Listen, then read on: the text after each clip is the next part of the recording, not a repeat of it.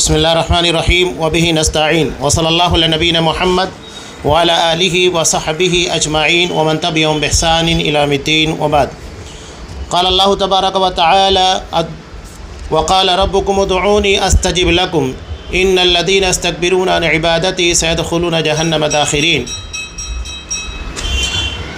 تمام قسموں کی تعریفات اللہ رب العالمین وحدہ لا شریک له لائق و زیبا ہے، جو ساری کائنات کا تنہا خالق و مالک ہے، اور بے شمار درود و سلام ہو اللہ کے آخری نبی جناب کریم محمد رسول اللہ صلی اللہ علیہ وسلم کی ذات مقدسہ پر. محترم سامعین، دعا خالص اللہ کا حق ہے. اگر ہم اس حق کو اللہ کے علاوہ کسی اور طرف پھیرتے ہیں تو یقیناً یہ ظلم ہے. جو حق ماں کا ہے وہ باپ کو نہیں دیا جا سکتا، جو باپ کا ہے وہ ماں کو نہیں مل سکتا، بھائی کا ہے بہن کو نہیں مل سکتا. ہر کسی کا حق متعین ہے، اور سب سے بڑا حق اللہ تبارک و تعالیٰ کا ہے. یہاں قطعاً کسی صورت میں یہ حق اللہ کے علاوہ کسی غیر کی طرف نہیں پھیرا جا سکتا. بہت بڑا ظلم ہے. یہ بات ہمارے اپنے درمیان آسان سی لگتی ہے کہ صرف اللہ کی عبادت کرنا ہے، اللہ کو پکارنا ہے، اسی سے دعا کرنا ہے. لیکن آپ ان لوگوں کے بارے میں غور کیجئے جو اللہ کے علاوہ غیر اللہ کو پکارتے ہیں، اور ان لوگوں کے بارے میں بھی جو دعویٰ کرتے ہیں کہ صرف اللہ کو پکارتے ہیں، لیکن ان کی دعا میں شرک شامل ہوتا ہے. کہیں وسیلے کے نام کے پر، کہیں کسی کے طفیل میں، کہیں کسی کے صدقے میں. بات معمولی لگتی ہے لیکن ہے نہیں. ایسا نہیں ہے کہ کوئی بات ہم معمولی سمجھ لیں، اس کی بنیاد کے پر اس کی سزا کم ہو جائے، یا اگر ہم کسی کو گناہ تصور نہ کریں تو وہ گناہ نہیں ہوگا. ایسا نہیں ہے. نیکی اور گناہ کا تعین اللہ نے کیا. ان اللہ کتب الحسنات. اللہ نے طے کیا ہے کہ نیکی کیا ہے، گناہ کیا ہے. ثم بین ذلک، اور اس کے بعد اللہ نے ان کی تمام تفاصیل کو بیان کیا جو آپ صلی اللہ علیہ وسلم نے اپنی احادیث کے اندر بیان کی ہے. یہاں صاحب کتاب نے جو ذیلی عنوان قائم کیا ہے، دعا خالص اللہ کا حق ہے. خالص اللہ کا حق کا مطلب یہ کہ غیر اللہ کی طرف قطعاً کسی بھی صورت میں کوئی بھی حصہ نہیں پھیرا جا سکتا.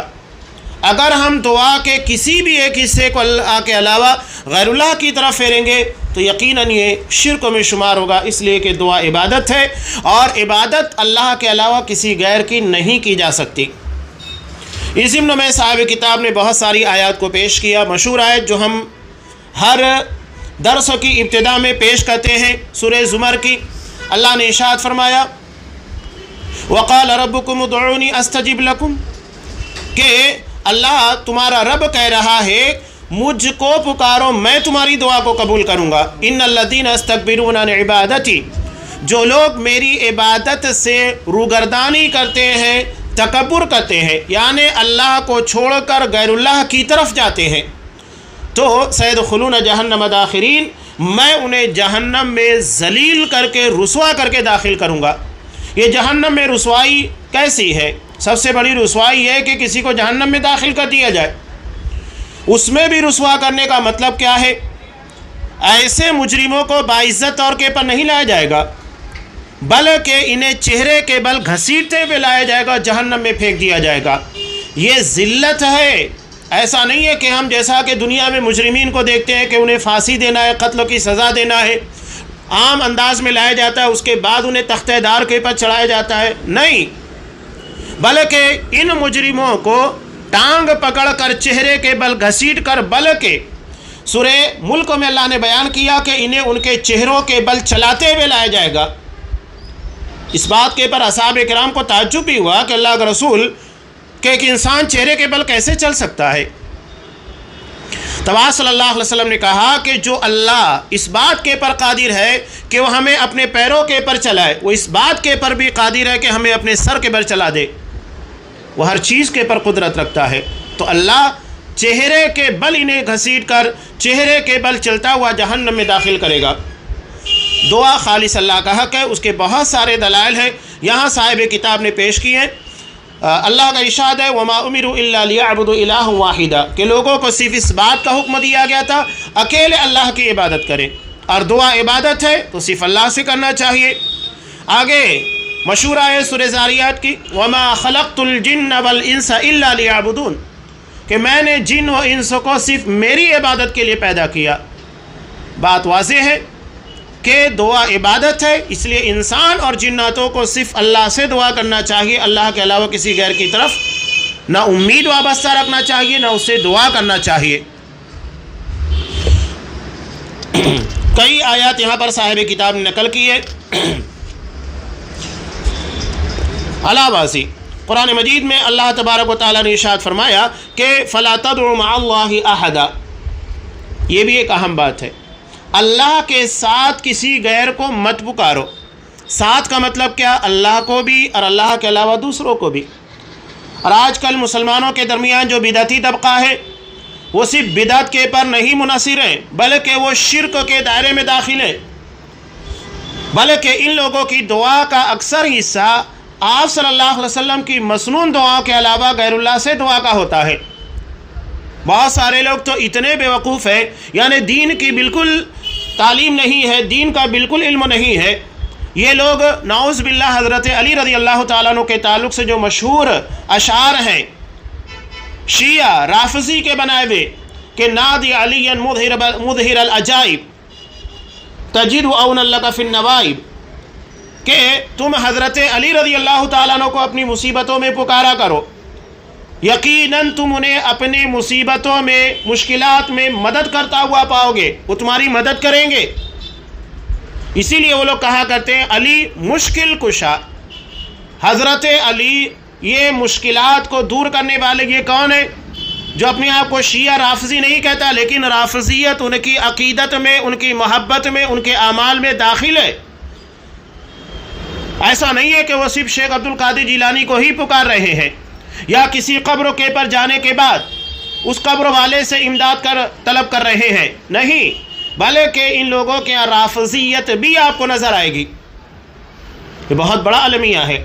تو ہمیں لگتا ہے قرآن مجید نے باتیں کہی بہت آسان سمپل سی ہے، نہیں، یہ ہمارے لیے گرچہ ہم اپنے اعتبار سے اسے ہلکا سمجھ رہے ہیں، حالانکہ وہ ہلکی نہیں ہے، بہت اہم چیز ہے، جس میں اللہ صرف عبادت کے بارے میں مطالبہ کر رہا ہے کہ وہ میرا حق ہے، تم اگر اس حق کو کسی غیر کی طرف پھیرو گے میں یقیناً سزا دوں گا، اور اس سزا یہ ہے سیدخلون جہنم داخرین، انہیں جہنم میں ذلیل کر کے رسوا کر کے داخل کیا جائے گا۔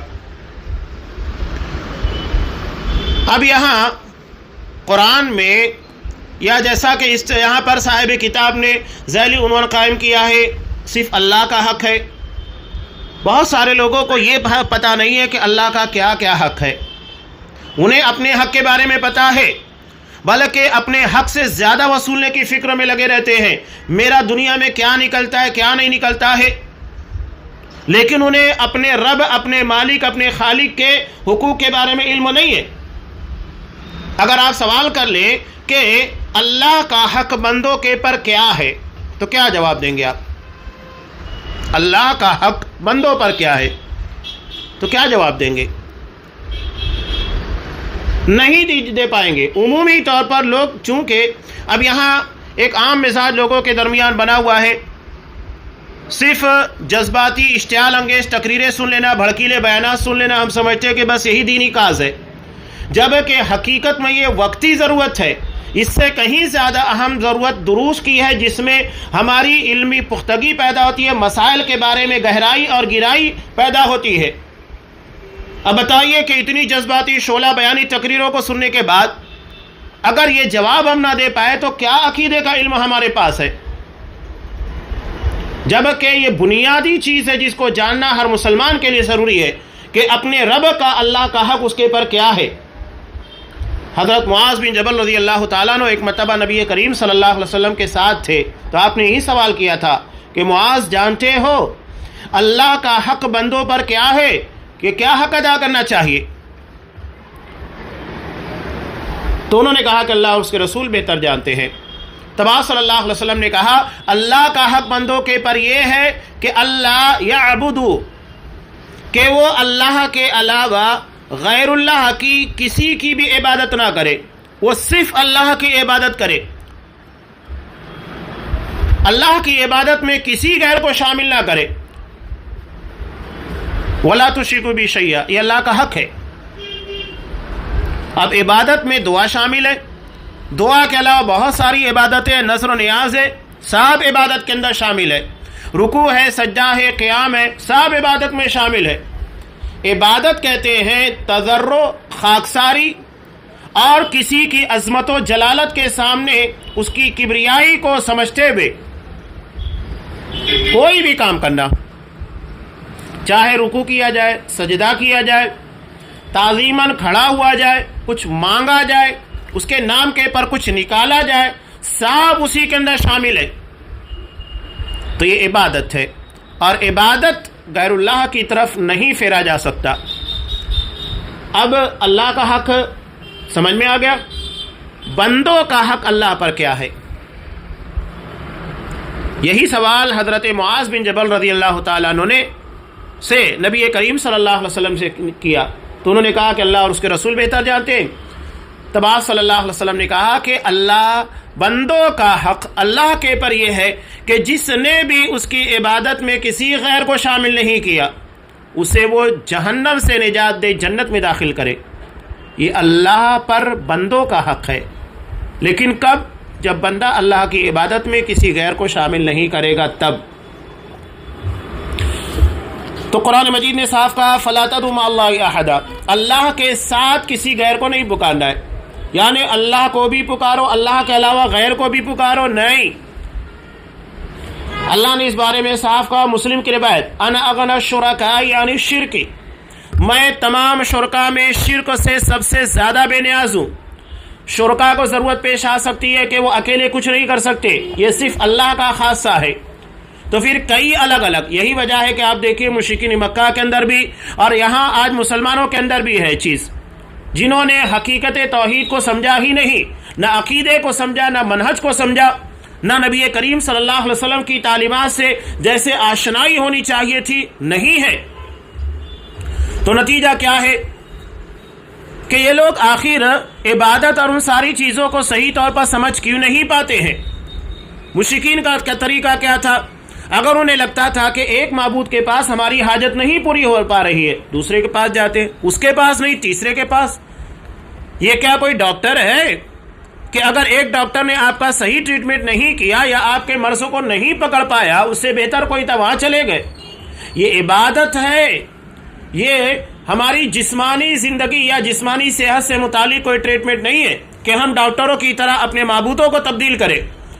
यहाँ भी वही देखिए, अगर एक मज़ार के पर कोई काम, कोई मुराद पूरी होती नज़र नहीं आती है, दूसरे पर जाते, वहाँ नहीं तीसरे पर, और नहीं तो फिर वहाँ जाएंगे जो अजमेर के नाम से मशहूर है, और आखिरी में ले जाकर बगदाद पहुँचते। ये जो बताया जा रहा है अल्लाह के साथ, यानी अल्लाह को भी मान रहे, गैरुल्लाह को भी मान रहे। कुरान ने साफ कहा कि नहीं, किसी को नहीं। साफ अल्लाह ने कहा कि मैं शुरका में शिरक से सबसे ज्यादा बेनियाज हूं, मुझे कोई जरूरत नहीं है। मन अमिल अमलन अशरक फीही मई गैरी तरक्तु व शिरका, अगर किसी ने किसी भी अमल के अंदर मेरे अलावा किसी गैर को शामिल कर लिया तो मैं उसके पूरे अमल को ज़ाये और बर्बाद कर देता हूँ। तर्कुहु, मैं उसे भी छोड़ देता हूँ, और उसके शिरक को जो उसने शामिल किया सब ख़त्म।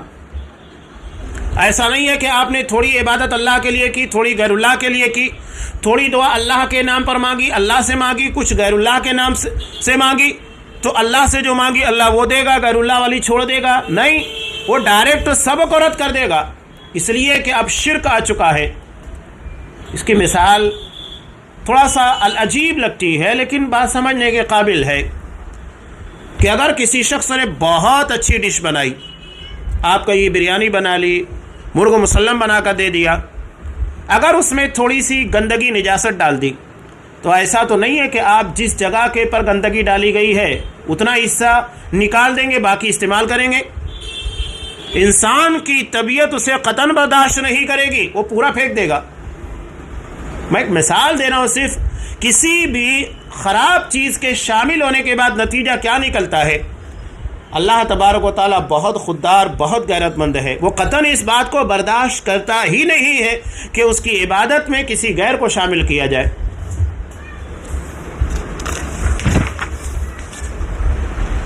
آگے صاحب کتاب نے جو اب ایک ذیلی عنوان قائم کیا ہے بہت اہم ہے، دعا میں سنت نبوی کی پیروی کرنے کی اہمیت، یعنی جس طرح آپ صلی اللہ علیہ وسلم نے دعا سکھلائی ہے، کرنے کے طریقے بتائے ہیں، انہیں کی اتباع کرنا بہت ضروری ہے۔ دعا عبادت ہے، عبادت توقیفی ہوتی ہے، یعنی جیسے جس طرح کرنے کا حکم دیا ویسے ہی کرنا ہے۔ تو مثال لیجئے نماز عبادت ہے، تو ہم کیسے پڑھتے ہیں؟ اپنے طریقے پر نہیں، جیسا اللہ کے رسول صلی اللہ علیہ وسلم نے بتایا ویسے۔ اگر کوئی شخص یہ کہے کہ نہیں سجدہ بہت اچھی عبادت ہے، میں ایک رکعت کے اندر 2 کے بجائے 3 سجدے کروں گا، تو دنیا کا جاہل انسان بھی کہے گا کہ نہیں، وہ تمہارے لیے جائز نہیں ہے۔ کیوں نہیں جائز ہے؟ اس لیے کہ اسے آپ صلی اللہ علیہ وسلم نے نہیں کیا، تو ہم بھی وہی کہتے ہیں کہ چونکہ آپ صلی اللہ علیہ وسلم نے نہیں کیا، اس لیے ہر وہ طریقہ جو آپ صلی اللہ علیہ وسلم کی سنت کے مطابق نہیں ہو وہ رد ہو جائے گا۔ اب یہاں تو لوگ ایک سجدہ چھوڑ دیجئے، پوری عبادت ابھی شب معراج گزاری گئی، جو کہ صحیح سند سے 27 رجب کو ثابت ہی نہیں ہے۔ ان میں لوگوں نے ایک جو چیز ثابت نہیں ہے، معراج اللہ کے رسول صلی اللہ علیہ وسلم کو کرایا گیا، اسراء معراج دونوں چیزیں یہ برحق ہے، لیکن کس تاریخ کو اس کے بارے میں کوئی صحیح روایت ہمیں نہیں ملتی ہے۔ بس اتنا ہے کہ ہجرت سے کچھ پہلے آپ صلی اللہ علیہ وسلم کو معراج کرایا گیا۔ لیکن سوال یہ پیدا ہوتا ہے کہ معراج تو برحق ہے، لیکن اس رات میں عبادت کرنا یہ کہاں سے آ گیا؟ کوئی صلاۃ الفیہ ہزاری نماز پڑھ رہا ہے، کوئی اس میں الگ الگ طریقے ایجاد کیا ہوا ہے نماز کے پڑھنے کے۔ جب ایک رکعت میں 2 کے بجائے 3 سجدے نہیں ہو سکتے، ایک رکوع کے بجائے 2 یا 3 رکوع نہیں کی جا سکتی ہے، بلکہ آگے بڑھ کر اور چیز نبی کریم صلی اللہ علیہ وسلم نے کہا کہ نہیت ان اتلو القرآن ساجدا و راکعا، کہ مجھے رکوع اور سجدے کی حالت میں قرآن مجید کی تلاوت سے روک دیا گیا ہے۔ اب اگر کوئی شخص رکوع میں سجدے میں قرآن مجید پڑھتا ہے وہ بھی غلط، حالانکہ وہ قرآن پڑھ رہا ہے، لیکن رکوع میں جانے کے بعد، سجدے میں جانے کے بعد نبی کی سنت کے خلاف ہونے کی وجہ سے وہ رد ہو جائے گا۔ اب وہاں یہ نہیں دیکھا جائے گا کہ آپ نے سجدہ کیا، قرآن مجید کی تلاوت کی، آپ کو بہت زیادہ اجر ملے گا اس لیے کہ آپ نے سجدے جیسی عبادت میں قرآن پڑھا، نہیں، نہ سجدہ قبول ہوگا نہ قرآن کی تلاوت قبول ہوگی۔ کیوں نہیں ہوگی؟ اس لیے کہ وہاں اللہ کے رسول صلی اللہ علیہ وسلم کی سنت سے مخالفت پائی جا رہی ہے۔ اصل چیز یہ ہے۔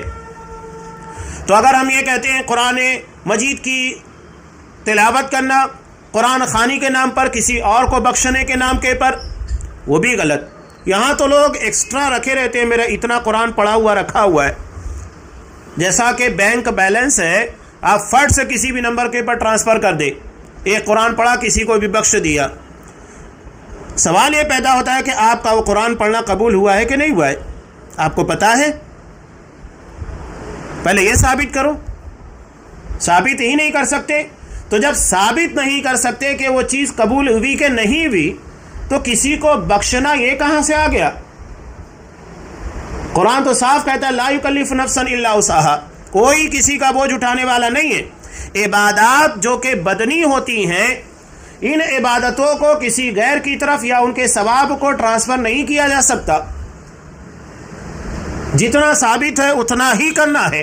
روزے کے بارے میں ثابت ہے کہ اگر کسی شخص کا انتقال ہو گیا، اس کے کچھ روزے باقی رہ گئے تھے، بیماری کی وجہ سے نہیں رکھ پایا کوئی اور عذروں کی بنیاد کے پر، تو ٹھیک ہے، اس کے جو قریبی رشتہ دار ہیں وہ روزہ رکھیں گے، اس کی ادائیگی ہو جائے گی۔ حج کے بارے میں، نماز کے بارے میں نہیں ہے کہ آپ نماز اگر اس کی چھوٹ گئی ہے، کوئی دوسرا اس کا قریبی رشتہ دار پڑھے گا تو نماز ادا ہو جائے گی، نہیں ہوگی۔ جو چیز ثابت ہے وہی مانی جائے گی۔ یہی عبادت توقیفی ہوتی ہے، اس کا مطلب ہے ہم اپنی مرضی اور اپنے طریقے اختیار نہیں کر سکتے، جیسا بتایا گیا ہم کو ویسے ہی کرنا ہے۔ تو ہر چیز میں، ہر عبادت میں نبی کریم صلی اللہ علیہ وسلم کی اقتداء، آپ کی سنت کی پیروی کرنا لازم اور ضروری ہے، اور یہی معاملہ دعا میں بھی ہے۔ کہ دعا بھی آپ صلی اللہ علیہ وسلم کے بتائے ہوئے طریقے کے مطابق ہی مانگنا ہے۔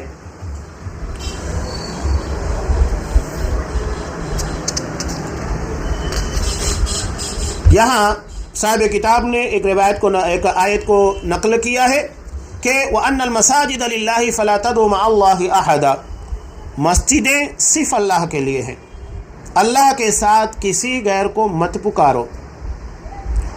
اب یہاں غیر کو پکارنے کا مطلب یہ ہے کہ ایک تو چیز ہے کہ اللہ کے علاوہ غیر اللہ کو، دوسرا یہ کہ اللہ کے رسول کے طریقے کے علاوہ دوسرے کے طریقے کو فالو بھی نہیں کرنا ہے کہ کسی اور نے کوئی طریقہ بتا دیا، پوری تفصیل آگے آ رہی ہے۔ چنانچہ یہاں فضیل بن عیاض رحمہ اللہ کا قول ہے، وہ فرماتے ہیں کہ عبادت اللہ کے لیے خالص اور درست ہونا ضروری ہے۔ خالص اور درست، تو یہ دو شرطیں۔ خالص کا مطلب یہ کہ نیت صرف اللہ تبارک و تعالیٰ کی رضا ہو، صرف اللہ سے مانگنا مقصود ہو، اور درست کا مطلب یہ کہ آپ صلی اللہ علیہ وسلم کی سنت کے مطابق ہو۔ دونوں چیزیں ضروری، یعنی اندرونی طور کے پر نیت صحیح ہونا چاہیے اور ظاہری اعتبار سے طریقہ صحیح ہونا چاہیے۔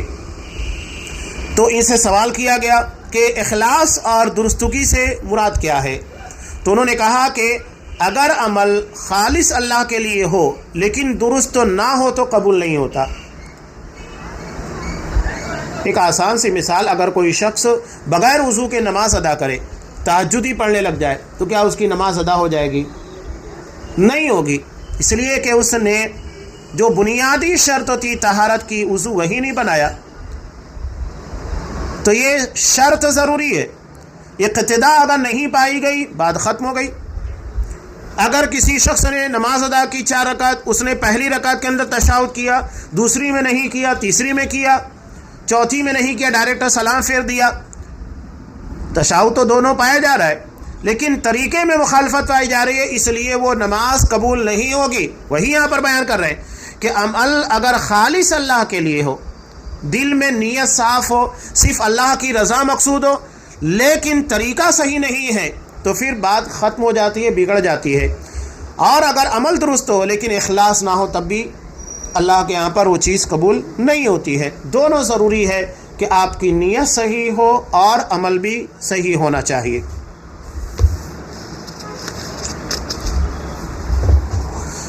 نبی کریم صلی اللہ علیہ وسلم نے جو بھی طریقے بتائے، جیسا کہ گھر میں داخل ہوتے وقت، باہر نکلتے وقت، صبح و شام کے جو اذکار ہیں، سفر کی جو دعائیں ہیں، پسندیدہ ناپسندیدہ چیزوں کو دیکھنے کے بعد جو دعائیں ہیں، زندگی کے تمام تر معاملات میں جو دعائیں آپ صلی اللہ علیہ وسلم نے سکھائی، جو اذکار ہیں، ہمیں اس وقت انہی چیزوں کو استعمال کرنا ہے، آپ کے بتائے ہوئے طریقے اور اذکار کو چھوڑ کر کسی دوسرے کا طریقہ نہیں اپنانا ہے۔ وہی بتانا مقصود ہے جو صاحب کتاب نے یہاں پر بیان کیا ہے۔ یہاں شیخ الاسلام ابن تیمیہ رحمۃ اللہ علیہ کا بہت پیارا قول ہے، انہوں نے نقل کیا ہے۔ یہ کہتے ہیں کہ بے شک دعائیں اور اذکار سب سے افضل عبادت ہے۔ اس سے پہلے بھی یہ روایت گزر چکی ہے کہ اللہ تبارک و تعالیٰ کے نزدیک دعا سے زیادہ قابل تکریم، باعزت، عزت کے قابل کوئی اور چیز نہیں ہے، صرف دعا ہی سب سے زیادہ اللہ تبارک و تعالیٰ کے یہاں پر قابل تکریم ہے۔ وہی یہاں پر بیان کر رہے ہیں کہ بے شک دعائیں اور اذکار سب سے افضل عبادت ہے، اور عبادات کا دار و مدار توقف اور اتباع پر ہے، نہ کہ خواہشات اور بدعات پر۔ علامہ ابن تیمیہ نے کہا عبادات کا دار و مدار توقف اور اتباع پر ہے۔ توقف کا مطلب یہ ہے جیسے جتنا بتایا گیا ہے اتنا ہی کرنا ہے۔ آپ صلی اللہ علیہ وسلم نے جیسا کہ مثال کے طور پر نماز لے لیجئے، نماز میں جو سب سے اہم دعا مانگی جاتی ہے سورہ فاتحہ، ایک رکعت میں آپ صلی اللہ علیہ وسلم نے کتنی مرتبہ پڑھنے کا حکم دیا؟ ایک ہی مرتبہ۔ تو ہم 2 مرتبہ نہیں پڑھیں گے، 3 مرتبہ نہیں پڑھیں گے، یا سورہ فاتحہ کی چند آیات پڑھ لیں گے کافی ہو جائے گا؟ نہیں، پوری سورہ فاتحہ پڑھنا ہے، ایک مرتبہ پڑھنا ہے، 2 نہیں، 3 نہیں، 4 نہیں۔ یہی ہے توقیفی، اور اسی میں آ جاتا ہے اتباع، یعنی آپ صلی اللہ علیہ وسلم نے جیسے بتایا ہے ویسے ہی اس کو کیا جائے گا۔ پس اللہ کے رسول کی دعائیں اور ذکر اذکار سب سے افضل دعا اور ذکر ہے، اور جو اس کے علاوہ ذکر اذکار ہیں سب حرام اور مکروہ ہیں، اور کبھی اس میں شرک بھی ہوتا ہے جس کی طرف اکثر لوگ ہدایت نہیں حاصل کر پاتے، بہت اہم بات علامہ ابن تیمیہ رحمۃ اللہ علیہ نے کہی ہے. انہوں نے یہ کہا ہے سب سے افضل دعا وہ ہے جو آپ صلی اللہ علیہ وسلم نے کی. کیوں؟ مثال کے طور پر نبی کریم صلی اللہ علیہ وسلم نے جو دعا مانگی ہے، کون سی دعا؟ گھر میں داخل ہوتے وقت آپ صلی اللہ علیہ وسلم نے بسم اللہ پڑھا، آپ بھی بسم اللہ پڑھیے. آپ نے کھانا کھاتے وقت بسم اللہ پڑھا، آپ بھی پڑھیے. اس کا سب سے بڑا فائدہ کیا ہے کہ وہی الفاظ جو آپ صلی اللہ علیہ وسلم نے استعمال کیے ہم بھی کر رہے ہیں. نبی کی اقتداء ہے، مسنون الفاظ ہیں، اور اس سے بہتر کوئی طریقہ نہیں ہو سکتا. تو آپ کے بتائے ہوئے طریقے کھانے کے بارے میں آپ دیکھیے، لوگوں نے عجیب و غریب قسموں کی دعائیں بنا کر رکھی ہے جو آپ صلی اللہ علیہ وسلم سے ثابت نہیں. لوگ ہوٹلوں کے پر بھی لکھ کر رکھے ہیں بسم اللہ وعلی برکت اللہ. وضو کھانے کے پر بیٹھ جائیے، ایک ایک رکن کے لیے آپ ہاتھ دھو رہے ہیں تو دعا ہے، کلی کرے تو دعا ہے، ناک میں پانی چڑھائے تو دعا ہے. یعنی انسان وضو کرنے کے بجائے دعاؤں میں الجھا رہے گا. اللہ کا دین اتنا مشکل اور پریشان کن نہیں ہے. آپ صلی اللہ علیہ وسلم نے بسم اللہ کہہ کر وضو بنایا اور بیچ میں کوئی دعا نہیں مانگی، ڈائریکٹ آپ صلی اللہ علیہ وسلم نے خاتمے کے پر دعا مانگی ہے، بس بات ختم ہو جاتی ہے. اب یہ بیچ میں اتنا سارا اتی کرمن کہ انسان وضو بنانے میں جب دعاؤں کا خیال رکھے باقی ساری چیزیں بھول جائے، جبکہ آپ نے کہا کہ وضو میں اسباغ ہونا چاہیے. اسباغ کا مطلب یہ ہے جتنے اعضائے وضو ہیں انہیں اچھے طریقے سے دھونا تاکہ کہیں پر بال کے برابر بھی جگہ خشک نہ رہ جائے. ایک مرتبہ صلی اللہ علیہ وسلم نے صحابہ کو دیکھا کہ وہ تھوڑا جلد بازی میں وضو بنا کر جا رہے تھے تو ان کی ایڑیوں میں خشکی باقی رہ گئی تھی، پانی وہاں تک پہنچا نہیں تھا. یہاں پر بھی بہت سارے لوگ اپنے کوہنیوں کو، ہاتھوں کو دھوتے وقت اور پیر کو دھوتے وقت غلطی کرتے ہیں. دیکھ لیجئے کہیں ان کی کوہنیوں کے آس پاس کی جگہ خشک رہ جاتی ہے، کبھی پیر کے پیچھے حصے کی. تو دھیان دینا، اسباغ کا مطلب یہ ہے کہ پانی کو اعضائے وضو تک اچھے طریقے سے پہنچانا تاکہ کوئی جگہ خشک نہ رہ جائے. تو آپ نے کہا ویل للعقاب من النار، کہ ان ایڑیوں کے لیے ویل ہے، تباہی ہے، جہنم کی آگ ہے. اتنا سخت آپ صلی اللہ علیہ وسلم نے حکم دیا. کیوں؟ اس لیے کہ اسباغ کا حکم آپ صلی اللہ علیہ وسلم نے کہا اسباغ الوضوء علی المکارہ، تکالیف اور مشکلات کے باوجود بھی وضو مکمل کرنا. سخت سردی ہے اس کے بعد بھی آپ وضو مکمل کیجئے، یہی اسباغ ہے. خیر، بتانے کا مقصود یہ تھا کہ آپ نے جیسے بتایا ہے ویسے ہی کرنا ہے. دعا میں نہ تو کمی کی جائے گی، نہ زیادتی کی جائے گی، نہ الفاظ میں کسی طریقے کی تبدیلی کی جائے گی. دعا میں اس بات کا دھیان رہنا چاہیے. آگے ان مسائل کا تذکرہ آئے گا. ابھی ایک جگہ حضرت معاذ رضی اللہ تعالیٰ عنہ نے نبی کریم صلی اللہ علیہ وسلم نے جو دعا سکھائی اس میں رسول کی جگہ کے پر نبی کا لفظ استعمال کر لیا. تو اللہ کے رسول نے کہا کہ نہیں، رسول ہی پڑھو. اس سے معلوم ہوتا ہے کہ مسنون دعا میں الفاظ میں کمی بیشی یا تبدیلی جائز نہیں ہے. تو یہ اہم چیز ہے جو یہاں علامہ ابن تیمیہ کہہ رہے ہیں کہ سب سے افضل دعا جو ہے آپ صلی اللہ علیہ وسلم نے جو کی ہے وہی ہے. آپ نے جو کھانے کے وقت ہو، وضو کے وقت ہو، یا وضو کے بعد، کھانا کھانے کے بعد، قضاء حاجت، جو بھی سفر وغیرہ کی دعائیں آپ صلی اللہ علیہ وسلم نے سکھائی اس سے بہتر کوئی نہیں بتا سکتا تھا. اب یہ آگے جو کہہ رہے ہیں کہ اس کے علاوہ جو وہ حرام اور مکروہ ہے. اب یہاں مثال کے طور پر لیجئے کھانے کے وقت ہو، آپ صلی اللہ علیہ وسلم سے کتنا ثابت ہے؟ جب آپ صلی اللہ علیہ وسلم نے دیکھا کہ حضرت ام سلمہ رضی اللہ تعالیٰ عنہ کے جو بچے تھے ان کے شوہر کی وفات کے بعد، شہادت کے بعد، وہ نبی کریم صلی اللہ علیہ وسلم کے زیر پرورش آ گئے تھے، اس لیے کہ آپ صلی اللہ علیہ وسلم نے ام سلمہ سے نکاح کر لیا تھا. تو یہ کھانے کے وقت اپنے ہاتھ کو پوری پلیٹ میں گھمایا کرتے تھے. تب آپ صلی اللہ علیہ وسلم نے ان کو کہا بخاری کی روایت میں، یا غلام، اے میرے بچے، کل بیمینک، اپنے داہنے ہاتھ سے کھا، سم اللہ، اللہ کا نام لو یعنی صرف بسم اللہ پڑھو، اور اپنے آگے سے کھا وکل مما یلیک، جو تمہارے قریب ہے. 3 باتیں آپ صلی اللہ علیہ وسلم نے کہی، سم اللہ، وکل بیمینک، وکل مما یلیک. اللہ کا نام لو، داہنے ہاتھ سے کھاؤ اور اپنے قریب سے کھاؤ. یہ نہیں کہ پوری پلیٹ کے اندر ہاتھ گھماتے رہو. عرب میں عام طور سے جو برتن استعمال کیا جاتا ہے، آپ بھی دیکھیے ہمارے یہاں پر خاص طور سے جو تھالا ہوتا ہے، بڑی بڑی سینی ہوتی ہے، اس طرح کے برتن ہوتے ہیں اور ایک ہی سینی کے اندر 8-8 10-10 لوگ بیٹھ کر کھانا کھاتے ہیں، 4 لوگ 5 لوگ کھانا کھاتے ہیں. یہ ان کی تہذیب ہے. ہمارے یہاں پر چونکہ پلیٹ چھوٹی ہوتی ہے، 1 آدمی 2 آدمی مشکل سے اس میں کھانا کھاتے، تو اس میں وہ حکم نہیں ہوتا ہے. لیکن اگر کہیں پر یہ چیز ہے، یا یہ بھی ہوتا ہے کہ دستر کے پر کئی چیزیں موجود ہیں، تو پھر وہاں کھاتے وقت تو آداب کا لحاظ رکھنا چاہیے.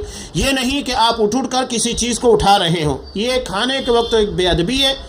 مسلمان با ادب ہوتا ہے. کھانے کے وقت تو کہیں پر بھی ہو، ہر جگہ پر ہمیں طور طریقے بتائے گئے ہیں.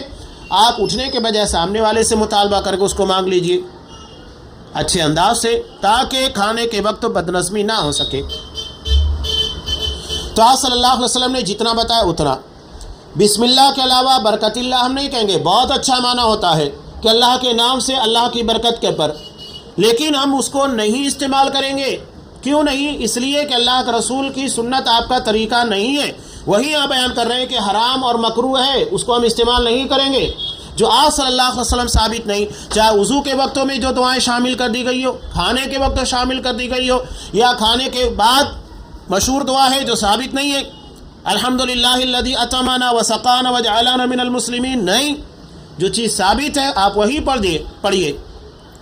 الحمدللہ الذی اطعمنی ھذا ورزقنیہ من غیر حول منی ولا قوہ، ترمذی کی صحیح روایت، کھانا کھانے کے بعد کی دعا.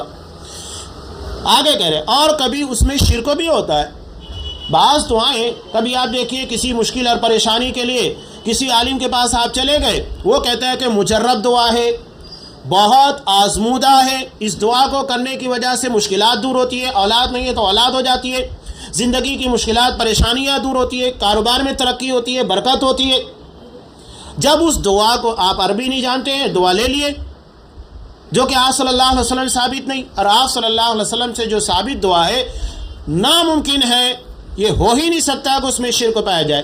یہ وہ دعائیں ہیں جو لوگوں نے اپنی طرف سے بنایا، اب اس میں شامل کر دیتے ہیں نبی کے صدقے اور طفیل میں، عربی دعا کے اندر بجاہ نبی کا، کہ تیرے نبی کے جا اور مرتبے صدقے طفیل میں اس کو قبول فرما. یا دعا میں اور کچھ شرکی الفاظ شامل کر دیے جاتے ہیں. وہی آپ بیان کر رہے ہیں کہ اور کبھی اس میں شرک بھی ہوتا ہے، جس کی طرف اکثر لوگ ہدایت نہیں پاتے. انہیں پتہ ہی نہیں ہوتا ہے، بس عربی لے کر پڑھنے لگ گئے، اور انہیں کیا پتہ ہے کہ دعا کے اندر شرک ہے. تو یہ خطرناک چیز ہے. اس لیے مسنون دعاؤں کا لحاظ کرنا چاہیے. وہ دعائیں جو آپ صلی اللہ علیہ وسلم سے ثابت ہیں، جو قرآن میں مذکور ہے، اس سے بہتر کوئی دعا ہماری مشکلات، پریشانی، خوشحالی، برکت کے لیے کوئی نہیں ہو سکتی ہے. آگے بیان کرتے ہیں علامہ ابن تیمیہ کا قول کہ کسی کے لیے جائز نہیں کہ وہ لوگوں کے لیے ایسی دعائیں اور ذکر اذکار کو رائج کرے جو مسنون اور جائز نہ ہو. کسی کے لیے نہیں، نہ کسی فقیہ، نہ عالم، نہ بزرگ، نہ مفتی.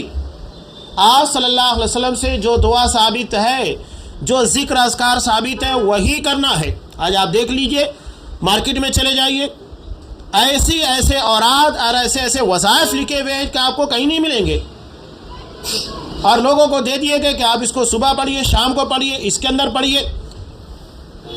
اور بعض مرتبہ یہ بھی ہوتا ہے کہ صرف اللہ کا ایک نام، کوئی کہتا ہے کہ بس اللہ اللہ اللہ. کیا مطلب ہے؟ صرف آپ اللہ اللہ کر رہے ہیں، اس کا مطلب کیا ہے؟ قرآن میں یا حدیث میں کہیں پر بھی ذکر آپ کو مفرد نہیں ملے گا، یعنی صرف کسی نام کو، یا اللہ کو آپ صرف کہیں یا رحمان یا رحمان یا رحمان. مطلب کیا ہے؟ اللہ کو آپ صرف پکار رہے ہیں، کیا مقصد ہے؟ اگر آپ کسی آدمی کے سامنے جا کر کھڑے ہو جائیں اور اس کا نام صرف لیتے رہے تو اس سے کیا ہوگا؟ اب اس کا نام مثال کے طور کے پر احمد ہے، تو اب اس کو بس اے احمد یا احمد، کیا ہوگا اس سے؟ وہ کہے گا بھائی کہنا کیا ہے وہ بتا، صرف نام پکارنے سے مسئلہ حل ہوگا؟ تو اللہ کے نام کے ساتھ ضروریات کا تذکرہ ہوتا ہے. اور آپ کو قرآن میں اور احادیث میں جتنے بھی اذکار ہیں، دعائیں ہیں، اس میں تفصیل ملے گی. پورا ایسا جملہ ہوتا ہے جو ذو معنی ہوتا ہے، بے معنی نہیں ہوتا. آگے بیان کر رہے کہ اس کو نفلی عبادت بنا دے کہ لوگ اس کو برابر انجام دیتے رہیں، جیسا کہ بہت سارے صوفیہ اس طرح کی حرکتیں کرتے ہیں. یہاں کوئی چیز آپ کو عمومی طور کے پر قرآن و حدیث سے ثابت نہیں ملے گی، بلکہ یہ اپنے بنائے ہوئے اوراد ہیں، اپنے بنائے ہوئے اذکار ہیں، وہی لوگوں کو بتاتے ہیں. مسنون چیزیں آپ کو نہیں ملے گی. اور یہاں پر یہ بھی چیز ہے، ابھی مثال کے طور پر شب معراج گزری، یا آگے شب برات جو کہ ایک شیعہ رات ہے، اہل سنت والجماعت سے بیزاری نفرت کا اظہار جس میں کیا جاتا ہے، اس میں بھی لوگ عبادتیں طے کر دیتے ہیں کہ آپ کو 50 مرتبہ 100 مرتبہ قل اللہ احد پڑھنا ہے۔ قل اللہ احد سورہ اخلاص پڑھنا غلط نہیں، لیکن یہ 50 کی تعین، 10 کی تعین، 30 کی تعین یہ کہاں سے؟ یہ وہی کہہ رہے ہیں اس کو نفلی عبادت بنا دے کہ لوگ اس کو برابر انجام دیتے رہیں۔ بعض لوگ الگ الگ نفل عبادتیں بھی بنا کر رکھے ہیں، ٹھیک آپ کو 2 ہی رکعت پڑھنا ہے جیسا کہ آپ صلی اللہ علیہ وسلم کے مطابق ہے، لیکن کیا ہوگا اس میں آپ رکعت کے اندر اتنی مرتبہ یہ سورہ پڑھ لیجئے، رکوع میں جانے کے بعد یہ دعا 50 مرتبہ 60 مرتبہ 100 مرتبہ پڑھو، سجدے میں یہ دعا پڑھ لو، یہ سب کے سب غلط ہے۔ وہی یہاں پر علامہ ابن تیمیہ کہہ رہے ہیں اس کو نفلی عبادت بنا دے کہ لوگ اس کو برابر انجام دیتے رہیں، جیسا کہ وہ 5 وقتوں کی نمازوں کو برابر ادا کرتے ہیں، بلکہ یہ بدعت ہے جس کی اللہ نے اجازت نہیں دی ہے۔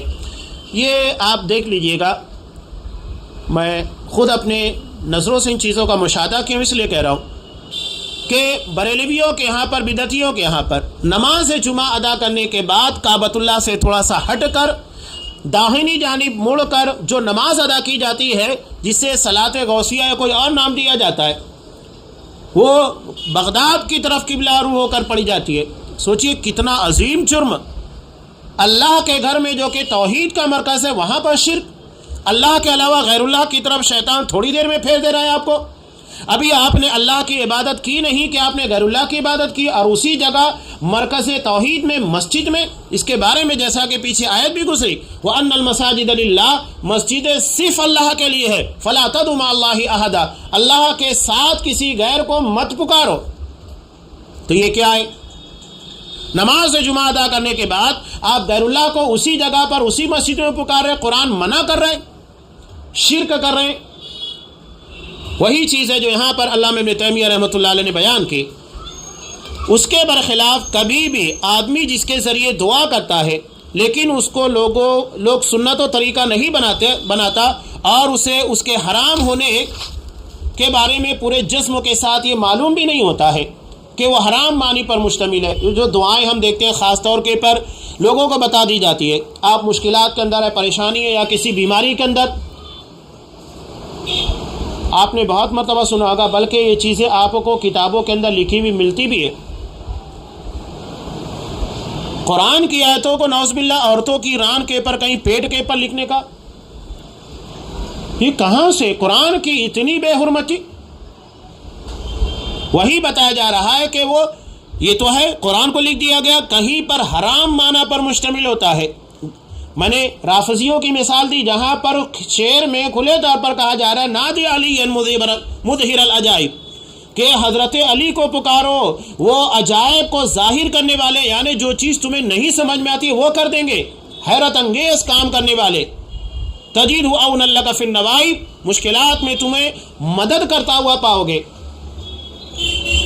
تو یہ حرام معنی پر مشتمل ہے، لیکن اس میں حرام معنی موجود ہوتا ہے۔ غور کریں گے معنی اور مفاہیم کو۔ سب سے پہلی بات ہے کہ اگر وہ اچھے الفاظ پر مشتمل ہے، جیسا کہ کھانے کے وقت تو دعا ہے کہ بسم اللہ وعلی برکت اللہ، بہت اچھے معنی پر مشتمل ہے، اللہ کے نام سے، اس کی برکتوں پر، لیکن نہیں، ہم اسے استعمال نہیں کریں گے۔ کیوں؟ اس لیے کہ وہ ثابت ہے ہی نہیں۔ جب ثابت ہی نہیں ہے تو پڑھیں گے کیوں؟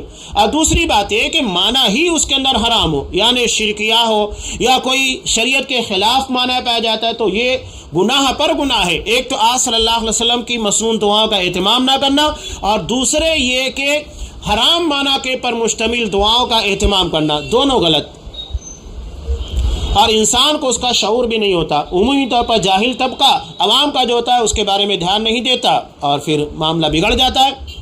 اسی طرح ضرورت کے وقت انسان کچھ دعاؤں کے ذریعے دعا کرتا ہے اور اس وقت اس کے لیے کھل جاتی ہے، اور غیر شرعی ورد اور اذکار کا اہتمام کرنا شریعت میں منع ہے، اس لیے کہ شرعی دعائیں اور اذکار میں صحیح اور بلند و اعلیٰ مقاصد و مطالب ہوتے ہیں، اور شرعی اذکار کو چھوڑ کر بدعتی اذکار، ذکر و اذکار کو صرف جاہل اور سرکش انسان ہی اختیار کرتا ہے۔ یہ مجموع الفتاویٰ کی عبارت ہے، علامہ ابن تیمیہ رحمۃ اللہ علیہ کا قول۔ یہاں انہوں نے جو کہا اس کا مطلب کیا ہے کبھی کبھی ہم ایسے حرام معنی کے پر مشتمل اوراد یا اذکار یا دعائیں مانگتے ہیں تو ہوتا ہے کہ وہ مشکل دور ہو جاتی ہے. تو کیا اس کا مطلب ہے اس کو مانگنا چاہیے؟ نہیں مانگنا چاہیے. حضرت عبداللہ ابن مسعود رضی اللہ تعالیٰ عنہ کی روایت آپ کو پتہ ہے ابو داؤد کی، کہ ان کی بیوی کی آنکھ میں تکلیف تھی. کسی نے بتایا کہ ایک یہودی ہے وہ منتر پڑھتا ہے، وہاں جاؤ. جب وہ وہاں پر گئی تو تکلیف دور ہو گئی.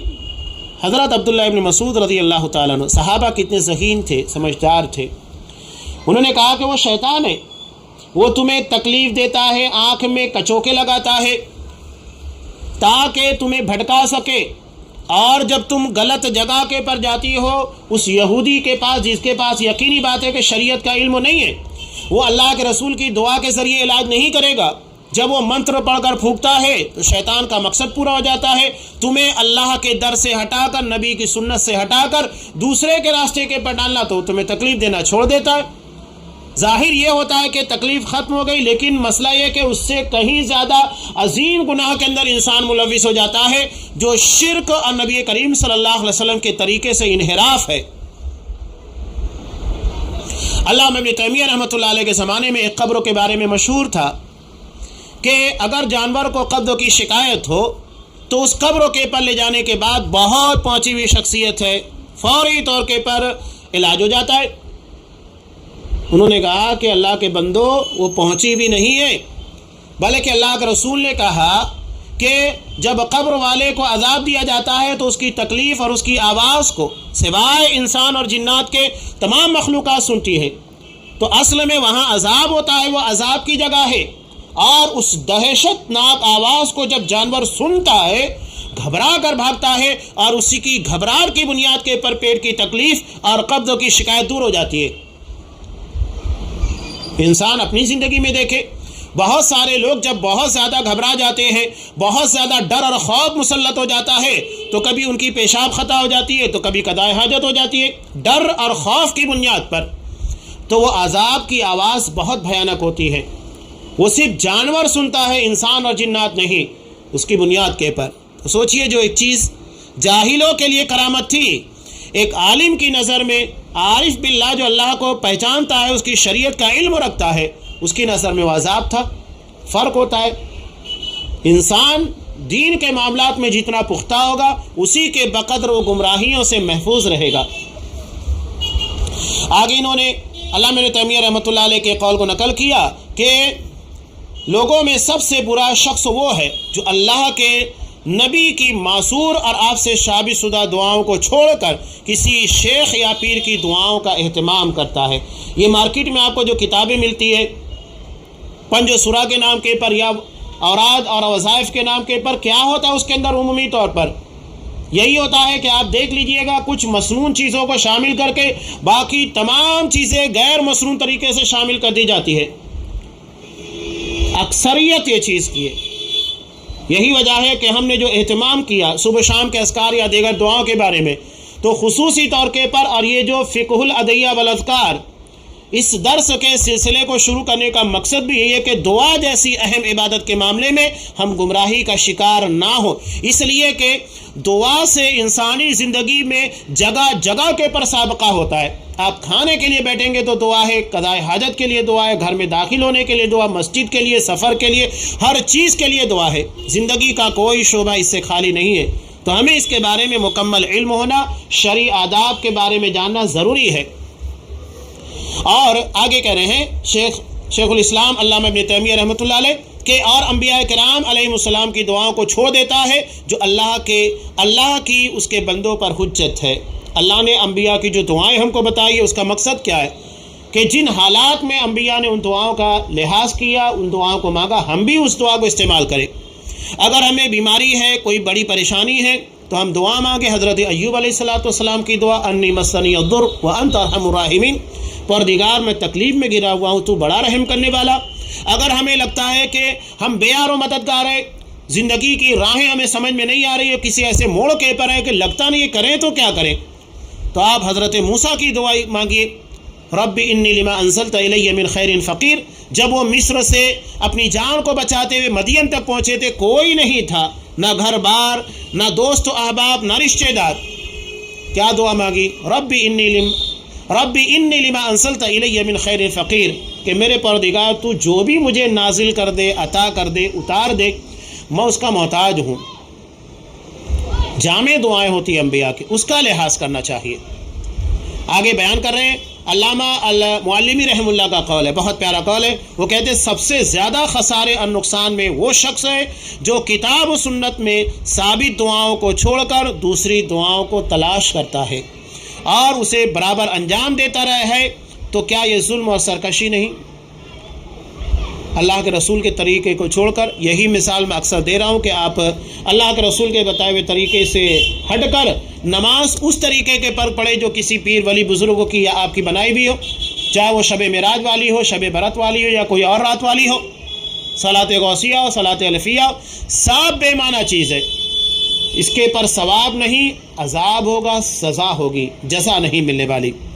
تو یہ یہاں پر خاص طور سے انہوں نے نقل کیا کہ دعا میں سنت نبی کی پیروی کرنا بہت ضروری ہے. آگے اس ضمن کے اور بھی بہت سارے اہم مسائل ہیں انشاءاللہ جو بتدریج آپ کے سامنے پیش ہوں گے. آج جو درس ہمارے سامنے ہے، پہلی چیز جو ذیلی انہوں نے قائم کی تھی، دعا خالص اللہ کا ہے، یعنی صرف اللہ سے دعا کرنا ہے، کسی غیر سے دعا نہیں. اور دوسری چیز ہے کہ دعا میں آپ صلی اللہ علیہ وسلم کی سنت کی پیروی کرنا ضروری ہے. جیسا آپ نے بتایا ہے، آپ سے ثابت شدہ جو دعائیں وہی مانگیں گے، اس کے علاوہ کوئی دعا ہمیں نہیں مانگنا چاہیے، بہتر یہی ہے. اور اس کی جو تفصیل ہے انشاءاللہ آئندہ دروس میں آئے گی. اللہ تبارک و تعالی ہمیں ان چیزوں کا لحاظ کرنے، دعا میں اخلاص اور طریقے میں نبی کی سنت اپنانے کی توفیق دے. آمین. وآخر دعوانا ان الحمد للہ رب العالمین.